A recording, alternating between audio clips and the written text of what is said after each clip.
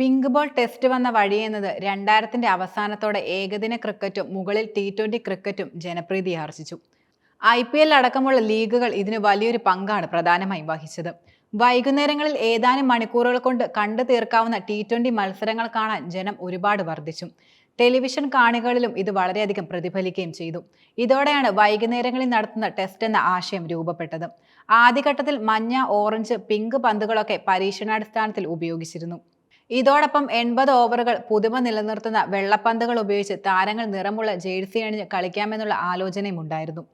എന്നാൽ ടെസ്റ്റ് ക്രിക്കറ്റിന്റെ പരമ്പരാഗത സ്വഭാവം മറ്റൊന്നാവശ്യപ്പെട്ട് പലരും രംഗത്ത് വന്നു. ആദ്യം വനിതാ ക്രിക്കറ്റിലാണ് പിങ്ക് പന്തുകൾ ഉപയോഗിച്ചു തുടങ്ങിയത്. 2009-ൽ ഇംഗ്ലണ്ടും ഓസ്ട്രേലിയയും തമ്മിൽ നടന്ന ഒരു ഏകദിന മത്സരത്തിലായിരുന്നു ആദ്യം പിങ്ക് ബോൾ ഉപയോഗിച്ചത്. പിന്നാലെ 2010-ൽ ഒരു ഡേ നൈറ്റ് പുരുഷ ഫസ്റ്റ് ക്ലാസ് മത്സരത്തിൽ പിങ്ക് ബോൾ ഉപയോഗിച്ചു. പിന്നാലെ ഇംഗ്ലണ്ടിലെ സെക്കൻഡ് ഡിവിഷണൽ മത്സരങ്ങളിലും പാകിസ്ഥാനിലെ ആഭ്യന്തര മത്സരങ്ങളിലുമൊക്കെ സാവധാനം പിങ്ക് ബോൾ മത്സരങ്ങൾ രംഗപ്രവേശനം ചെയ്യുകയുണ്ടായി. ദക്ഷിണാഫ്രിക്ക, ബംഗ്ലാദേശ് എന്നിവർ 2012-ലും 2013-ലും പിങ്ക് ബോളുകൾ പരീക്ഷിച്ചപ്പോൾ 2014-ൽ ഫീൽഡിലെ മത്സരങ്ങൾ പിങ്ക് പന്തുകൾ ഉപയോഗിച്ച് ഓസ്ട്രേലിയയും പുതിയ മാറ്റം അംഗീകരിച്ചു.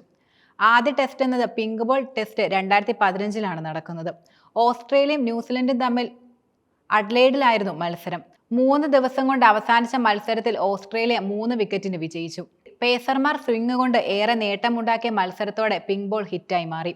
ആഷസ് അല്ലാതെ ഒരു ടെസ്റ്റ് മത്സരത്തിൽ അഡ്ലെയ്ഡ് ഏറ്റവും അധികം കാണികളോടെ എത്തിയത് സാമ്പത്തികമായും പിങ്ക് ബോൾ സഹായിക്കുമെന്ന് ഉറപ്പായി. ഇന്ത്യയുടെ ആദ്യ പിങ്ക് ബോൾ ടെസ്റ്റ് 2019-ൽ ബംഗ്ലാദേശിനെതിരെയായിരുന്നു. ഈഡൻ ഗാർഡനിൽ നടന്ന മത്സരം ഇന്ത്യ ഇന്നിംഗ്സും 46 റൺസിനും വിജയിച്ചു. ഇന്ത്യയുടെ ആദ്യ എവേ പിങ്ക് ബോൾ ടെസ്റ്റ് ഓസ്ട്രേലിയക്കെതിരെ 2020-21 ബോർഡർ ഗവാസ്കർ ട്രോഫി പരമ്പരയിലാണ് നടന്നത്. അഡ്ലെയ്ഡിൽ നടന്ന മത്സരം ശരിക്കും സംഭവ ബഹുലമായിരുന്നു. ആദ്യ ഇന്നിംഗ്സിൽ 244 റൺസ് എടുത്ത് ഓൾ ഔട്ടായ ഇന്ത്യക്ക് മറുപടിയായി ഓസ്ട്രേലിയ 191 റൺസിന് മുട്ടുമടക്കി. രണ്ടാം ഇന്നിംഗ്സിൽ വെറും 36 റൺസിന് കയറിയ ഇന്ത്യക്കെതിരെ 8 വിക്കറ്റിനാണ് ഓസ്ട്രേലിയ വിജയിച്ചത്.